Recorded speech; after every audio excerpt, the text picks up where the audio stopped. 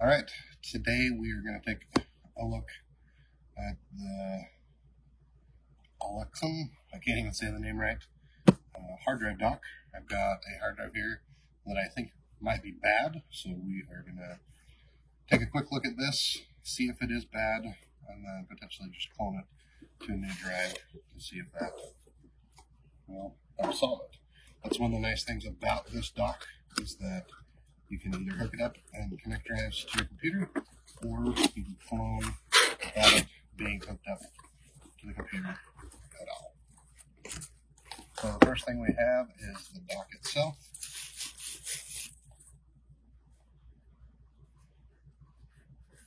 So we've got a power indicator, an A, meaning the A bay, and then it goes from A to B when cloning, and it gives you a percentage, which is actually super nice. In the past, I had a dock that did not have that, and so you were just left wondering how far the transfer was. So that's a really nice feature.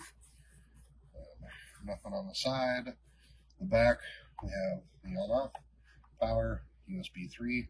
Again, if you are cloning, don't have that plugged in. Nothing on the other side, and just the name on the bottom.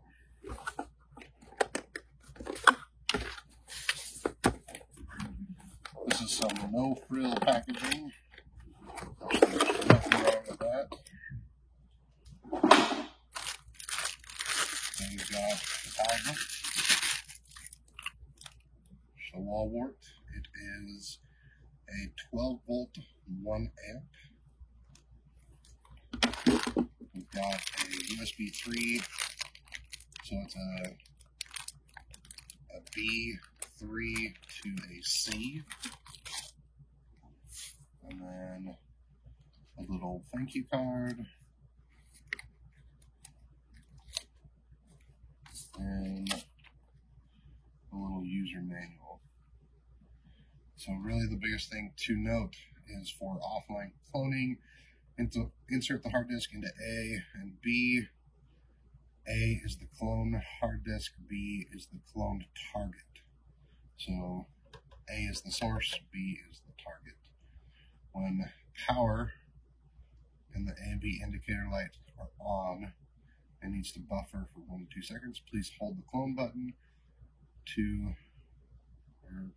hold the clone button on the product after 3 seconds until the 100% light on. Release the clone button. Then press the clone button again to start the cloning. During the cloning process, the 25, 50, 75, and 100 light indicators will flash. So it sounds like press and hold the clone button, and then after 3 seconds you should see the 100% light up, and then you press it one more time to start the cloning. Well, let me get this plugged in and I'll show you kind of how it shows up on the computer. So we've got the drive in. We'll just turn the power button on the back, and there it is. We can also take a second drive, make sure facing down. I can get it in the right spot. We'll see B light up, and it finds the second drive. I probably wouldn't hot swap while you're data transferring, because as you saw, like this is this drive and this is this drive. When I pop this out,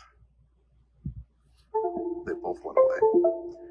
So a little bit of an annoyance, but good little dock, and I look forward to using it.